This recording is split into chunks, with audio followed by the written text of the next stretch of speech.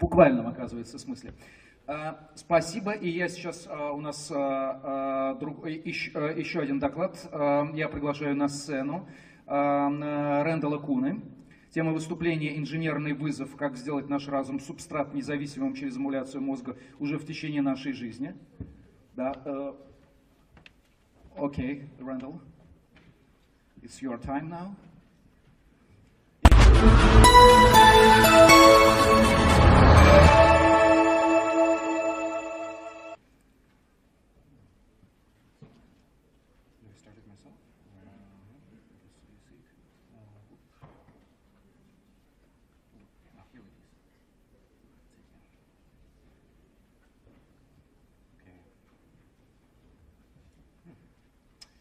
Hi. So, yeah, my name is Randal Koene, and part of my work, part of the job that I do, is that I work with a company called Halcyon Molecular to build basically the world's most accurate and long read length genome sequencing, which is something that we need people with that have lots of different skills. And my background, for example, is physics and electrical engineering, information theory, computational neuroscience, and neural engineering. But in addition to that, what I do is I am the founder and organizer of a sim group, which I'll explain in a second, called Carbon Copies. What I'm going to try to explain today is what that group does, which is to bring together the experts and projects needed to do something called substrate-independent minds. And I want to tell you what that is, and why it's important, and how it can be done. Specifically, I want to talk to you about how feasible it is.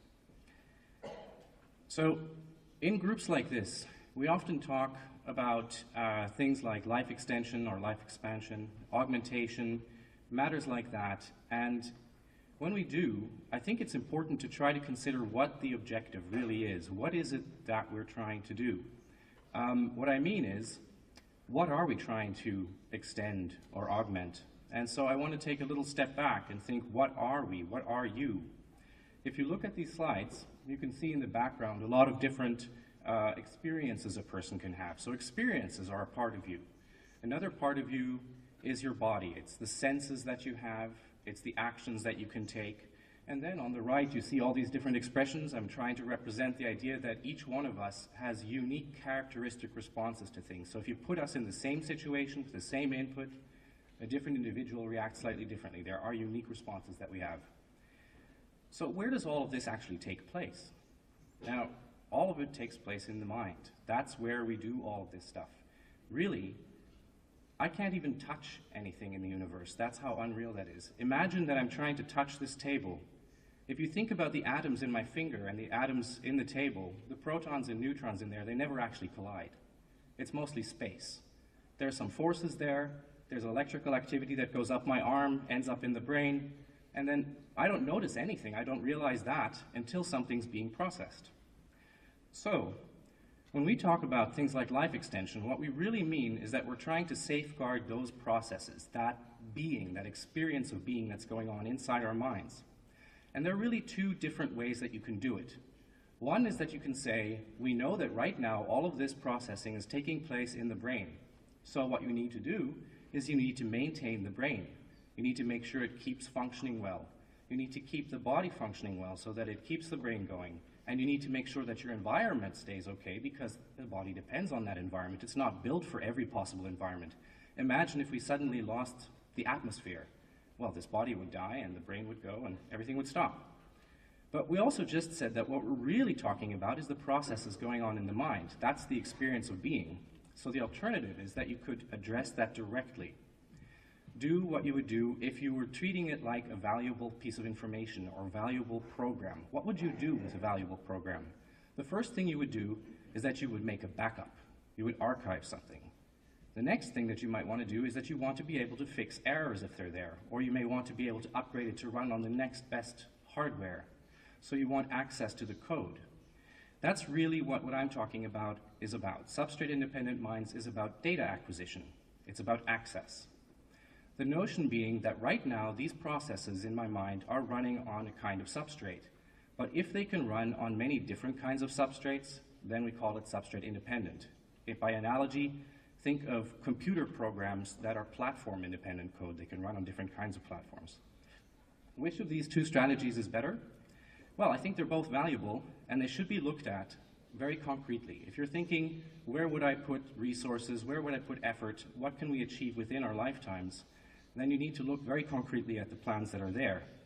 So that's what I hope to do today. But before I rush into that, just a quick 2 terms.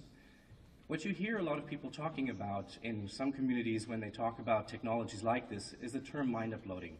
Mind uploading is a perfectly good term, but it doesn't say anything about what you do once you put your data somewhere, once you upload it. So it's not very objective oriented. It's really about the transition from this biological substrate to some other one. And then where would you like to end up? If you're trying to do substrate independent mines, there are many ways of doing it.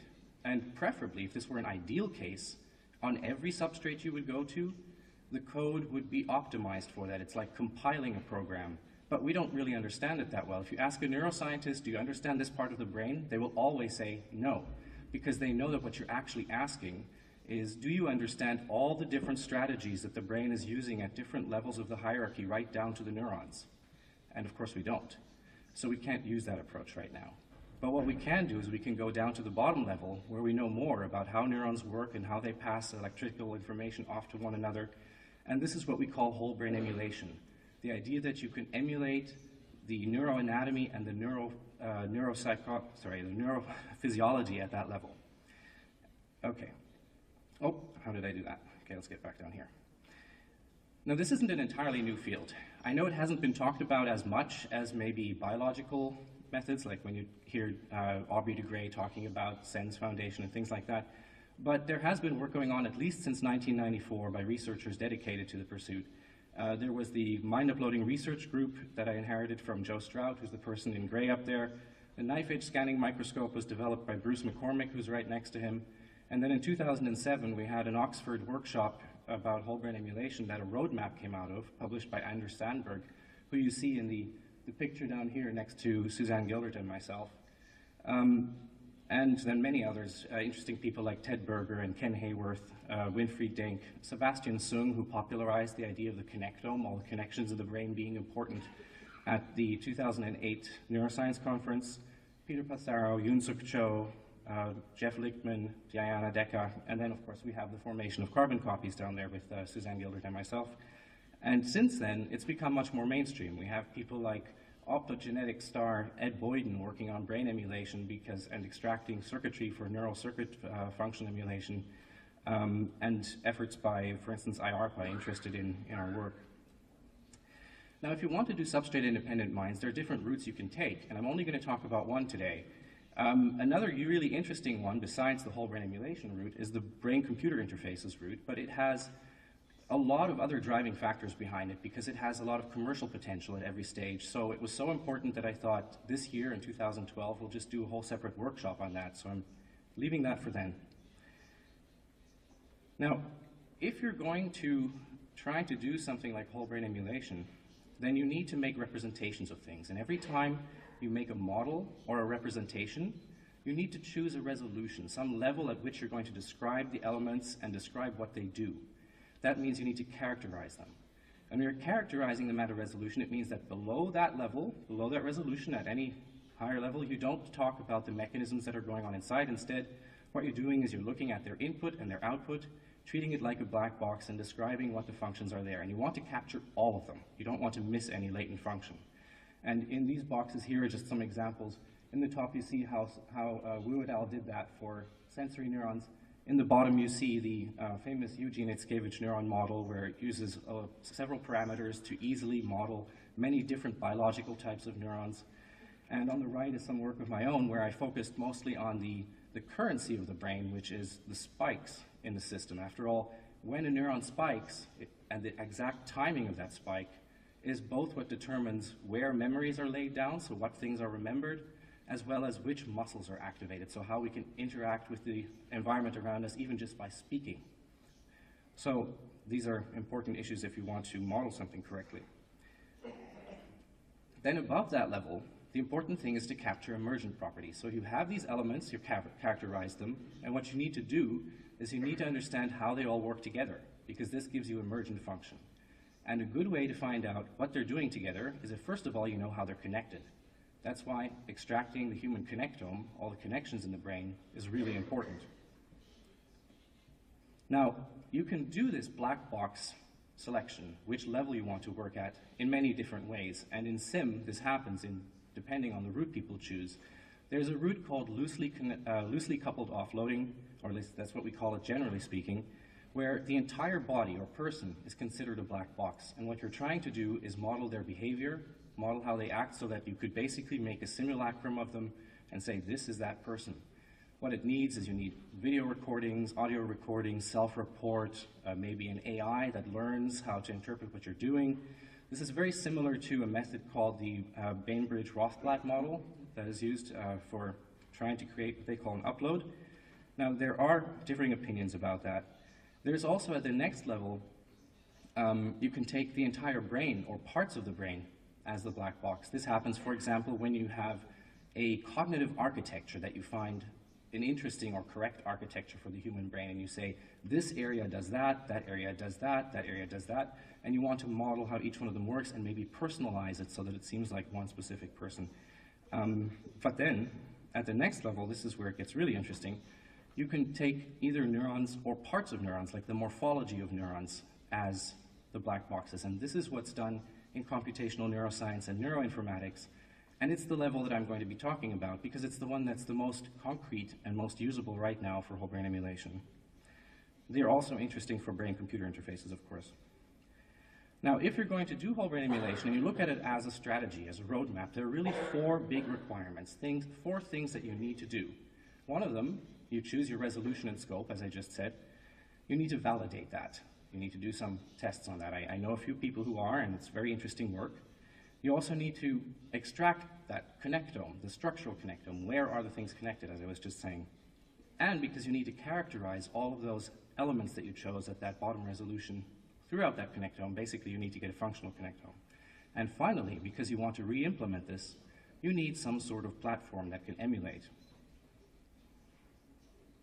Okay, just a quick word on function and structure.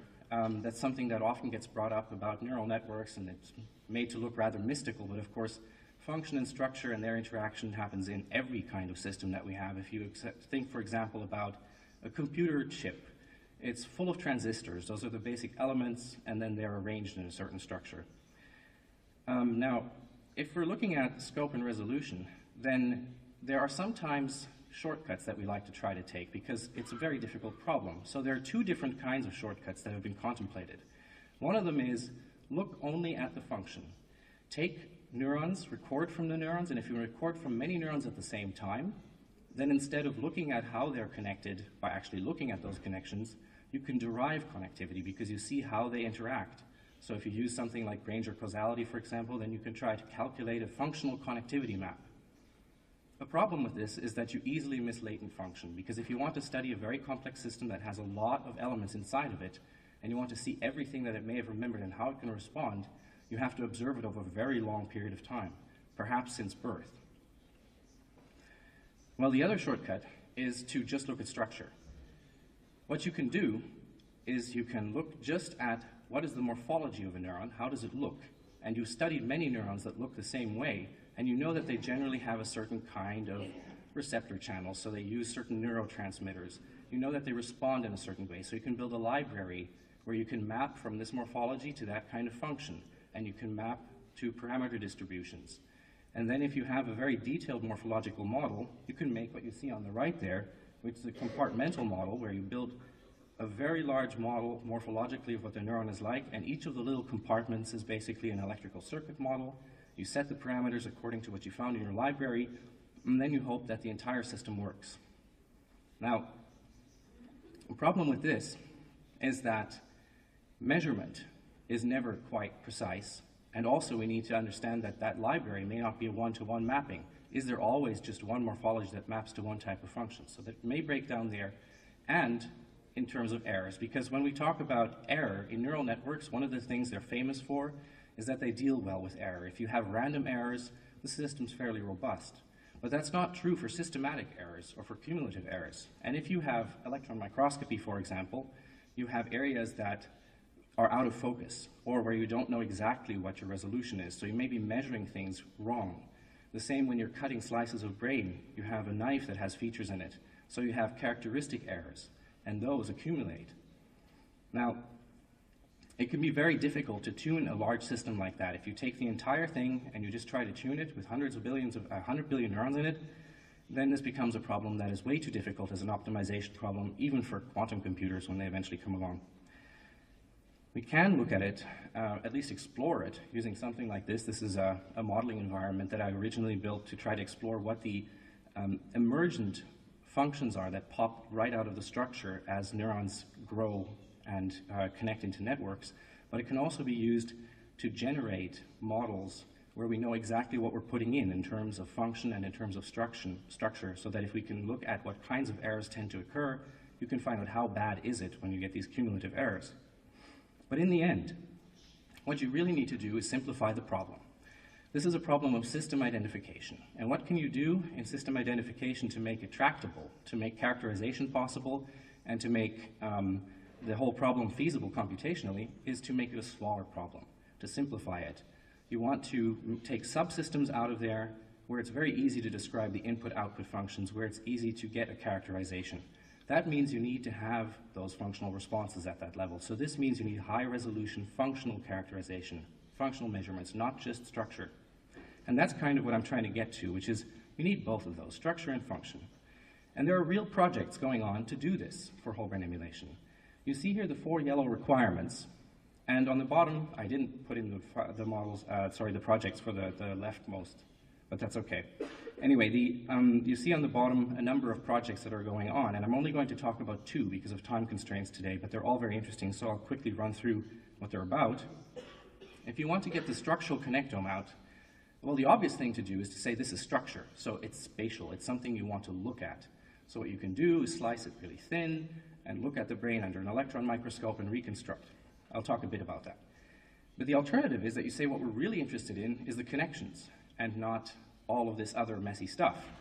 So Anthony Zador at Cold Spring Harbor and Ed Callaway, they're working on methods using a virus basically to transfect neurons in mass and to deliver unique DNA barcodes that go to the presynaptic and postsynaptic sites. And then when you pull out sort of a biotin tag that's connecting the presynaptic and postsynaptic site, you pull out both the barcodes, and it's like pulling out pointers that are pointing to each other saying, this neuron's connected to that neuron, and this one's connected to this one. It's an interesting approach. Functionally, you also have a few different ways of going about things. There's a general idea of hierarchical measurement that we call the Demox tree for demultiplexing, and a specific implementation of that one is where Rudolfo Linas came up with the idea of making nanowires that you can push through the capillary system in the brain so that it reaches every neuron and can measure from them. The nanowires actually exist. They've been developed at the New York University School of Medicine, but there is still no way of actually getting them to branch like that. And also, they consume a lot of volume in the brain, which is a bit of a problem. On the other hand, you again have a biological approach, just like I was just saying about Anthony Zador. The good thing about biology is that you can easily apply it en masse in large amounts, and also it's already at the right scale. So there's this thing called the molecular ticker tape, which is a project that Ed Boyden at MIT and George Church at Harvard University, Conrad Cording at Northwestern, and Halcyon Molecular also working on, which is the idea that inside the neurons you can record voltage events with voltage-gated channels, and you can affect the writing on a DNA being used as a medium for putting information on it, telling you when an event occurred. And then all you have to do is pluck out that DNA and sequence it, and you know when activity has been going on. So you can do this in many neurons at the same time. The problem with this approach is that biology is still kind of difficult for us to work with as an engineering project. There's a lot of random searching around for the right tools to use. What we'd really like to do is work at the cellular scale and be able to engineer to our heart's delight. And that's kind of the third one, which I'll talk about specifically. You see it already shown as a picture over there. Okay, and then lastly, yeah, it'd be nice if we can have hardware that's actually designed for the problem, so co-designed to what we're trying to emulate. So neuromorphic chips are a really good thing coming out. And there's just an example from the IBM Synapse project that they're doing for DARPA. Okay, so volume microscopy, or tape to SEM, which is the approach of actually looking at it to get the structure out.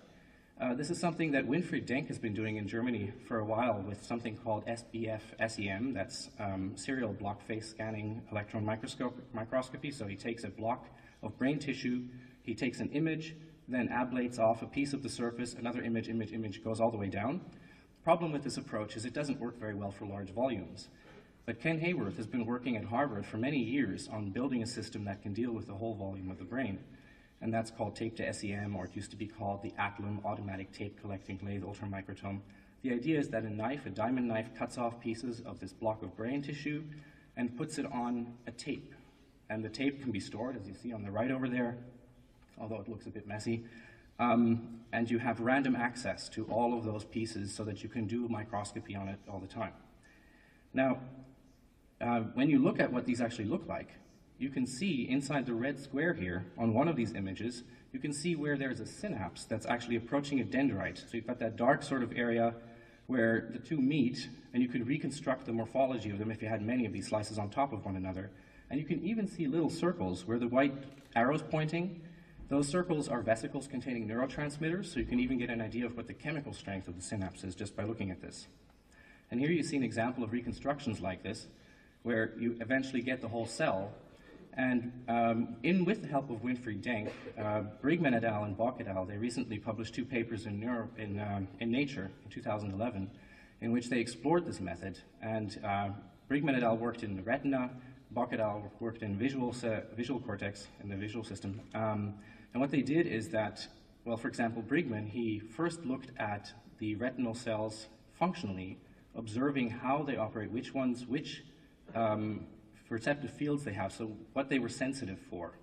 And then he did the serial reconstruction, used that to predict what they would be sensitive for, and found that they could predict that function from the structure. So they verified that indeed this is possible, at least when you know a lot about the system.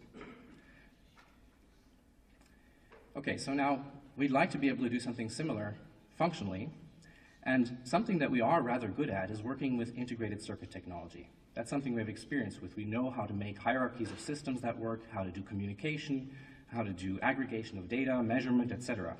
When you actually look at what's possible right now with the resolution that's available in integrated circuit technology, if you want to get down to the cellular level and you make a circuit that's at the size of a red blood cell, so 8 micron, you can build something that can be powered, for example, by distributed infrared radiation. Infrared radiation at wavelengths between 800 and 1,000 nanometers is in what we call a transparency window for tissue, so it doesn't get absorbed by the tissue. So you could use that for communication as well as power. Also, if you want to do passive communication, it's like RFID, RFID tags that work with wireless frequencies. If you want to do this in tissue, again, you can go to infrared. And Yale Maguire at MIT is doing that specifically for these kinds of ICs that they want to use inside the body. So we've got both communication and power, and you can stuff about 2,300 transistors on something this size. That's the same number of transistors as in the original Intel 4004 CPU. And if you looked at today's technology, actually you can make that 4 times as much. So you can put as many transistors on there as were in the guidance system of the original cruise missiles. Now, you also need to make this work in the body, so it needs to be biocompatible. The easiest thing is you just stuff it in a little blob of silicon. But you could also encase it, for example, in artificial red blood cell, which is basically a protein shell that's been constructed, which can be functionalized so that you can use it in many different ways. But again, this isn't exactly everything we want. These hubs, they're complex, they can do data aggregation, they can do those sorts of tasks, but they're still fairly large. They work inside the vasculature, which leads to every neuron, but we'd really like to work outside the vasculature in the interstitial spaces between cells as well. For that, you need something smaller. But this is where it's nice that in integrated circuits, we can easily make these kinds of hierarchical systems, or teams. So you can make, for instance, 2 micron large ones, which have less transistor surface, but just enough intelligence to be able to do something simple, like sensing or stimulating when required, as long as they're in contact with such a hub. Randal, terribly sorry, but let me remind you about time. Yes, Yeah, I will hurry through the end. Yeah, okay, thanks. What you end up with is a cloud of computation, basically, that you can use in the brain concurrently with its activity in vivo. And the nice thing about this, because it doesn't have all those long wires, but instead it's just nodes, is that even if you had one of those little chips for each one of the neurons in the brain, it only takes up about 1 cubic centimeter of space, which is about 1/1700th of the size of the brain. I'll just skip that one. Anyway, so computational demands, I'm not going to go into the details of this, but if you calculate how much energy the brain uses and how much it takes for one action potential and how many action potentials occur typically, we can calculate that if you had to translate this to the model with the many components, the compartmental model I was doing for the whole brain emulation, so if you had 10,000 compartments for it, you would need about 1.2 exaflops to be able to do the computations. That sounds a lot right now, but for instance, the Indian government has already just put $2 billion down for building a computer that will run at 132 exaflops in 2017. So that would be fast enough for 100 of those whole brain emulations at the same time. And the price is quickly dropping for this. What I'm trying to say, really, the whole crux of the message is that these are very concrete requirements and projects. The volume microscopy exists and just needs to be scaled up. Molecular ticker tape is coming out in 3, 6, maybe 18 months, depending on whether we're talking prototype or real system, and the chips will also be made eventually. This is just an example showing the real work that's been going on. So for example, on the right-hand side up there, those are chips that have been integrated inside cells and that were functioning while the cells were still alive. Okay, I'll skip that one. And I just wanted to compare quickly, how does this compare with the biological approach if you look at maintenance? On the left, we see what we call the diagram, basically, of all the places where we break down in aging, all the places in the biological system where breakdown happens. This was made by John Ferber. The problem with that is that all of these different connections you see here, they all require different projects to solve them. It's not like you can just have one engineered solution for all of them. So it's a really big problem. And on the right, when you look at the data acquisition approach, well, it's quite a bit more direct and simpler. I'm going to skip all this stuff and just say that, So what we do at Carbon Copies about this is that at the same time we're looking at the big picture, because it's very important to be able to look outside of the box and look at different approaches that are possible. That's how we come across these kinds of projects, how we figure out how to put them together, how to get people working together and talking to each other. But also at this time, because it really is something that's concrete and feasible, it's very important that when we talk about solutions, we need to get down to the details, like what I'm showing you here in that corner on the right. We really need to design and engineer the systems. It's time to do that. And often when you hear people talking, well, it would be really cool to do this, cool to do that, that's nice, but we need actual projects going forward. So thank you very much for listening to me. Thank you, Randal. Thanks.